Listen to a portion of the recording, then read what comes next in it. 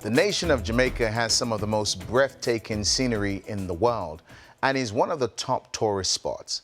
However, a dark secret is overshadowing this beautiful nation. The number of suicide amongst its youth has hit an all-time high. Concerned for the next generation, Dr. Donovan and Faith Thomas founded Choose Life Initiative. They join us via Skype. Thank you both for joining us. Thank you for having us. It's our delight to be with you. Now, Dr. Donovan, I know that you did extensive research in this area, and so you not only have your grounding in theology, but also you know about suicidal tendencies. Tell us why you decided to study it in the first place. I mean, there must be 1,001 other things you could have studied. Yes, for sure. I worked with Youth for Christ for 30 years. During my sojourn, I was always looking for ways to be able to help teenagers. And in one of my research, I was actually looking at Jamaican teenagers at risk, the church's response.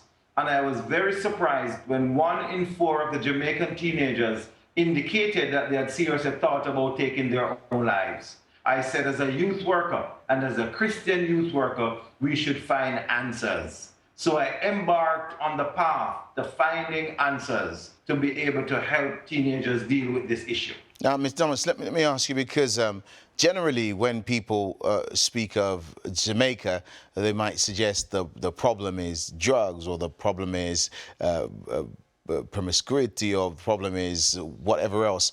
But suicide, what is at the root of it with the young people, according to your research and your experience? Well, a recent report revealed that 61% of our young persons, our adolescents, have thought about suicide. In fact, another report from the Ministry of Health actually said 20% of our youth, our students, at risk to suicide. Now, there are issues of hopelessness, issues of conflict with parents, issues of economic challenges, and the issue of abuse, sexual and otherwise. And certainly there is the issue of depression. Right. And wherever we go around the world, depression really is one of the primary causes of suicide among youth and adults alike. Let me ask you a question, Ms. Thomas. I'm assuming these are young people outside of church. Surely inside church it must be well, and we're doing well. Well, it's not necessarily persons outside of church, although the majority would be outside of church. But believe it or not, some of our church young people, some of our Christian youth and adults struggle with depression. So it is not necessarily just outside of church. What sort of successes have you seen with the organization so far? What success stories do you have?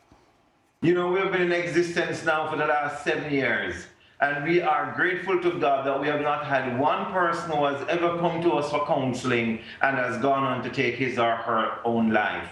We have seen many lives being transformed. We believe in the biopsychosocial spiritual model of suicide intervention, and we draw on the psychiatrists, we draw on psychotherapy, we draw on prayer and the help of the Lord to be able to just deal with the issues. And we have seen very good success rates as people's lives are being transformed. How have you been able to tackle the taboo and the view that some have that if you commit suicide, you are going straight to hell? Are you able to deal with that? Well, you know, it is indeed a taboo, and we have tried to work with persons. One of the chapters I have written in my book, Confronting Suicide, Helping Teens at Risk, relates to suicide in the Bible.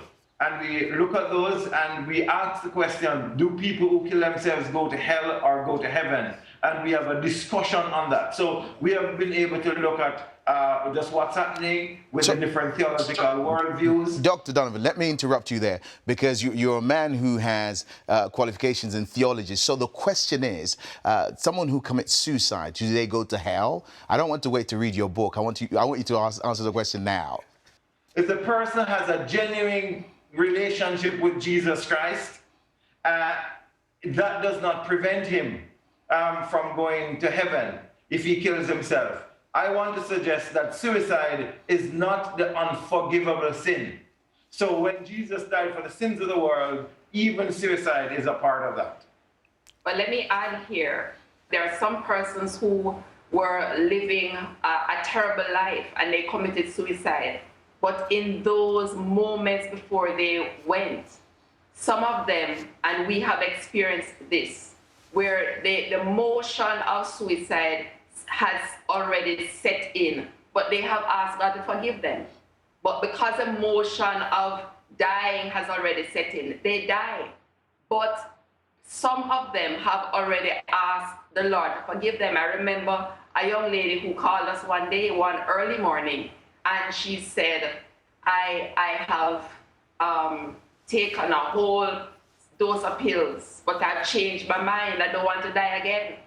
And because of that, I was able to intervene and get her sister to rush her to the hospital. And she lived. She lived. Amen. But there are some persons, because the motion has already set in, even when they change their mind, they still die.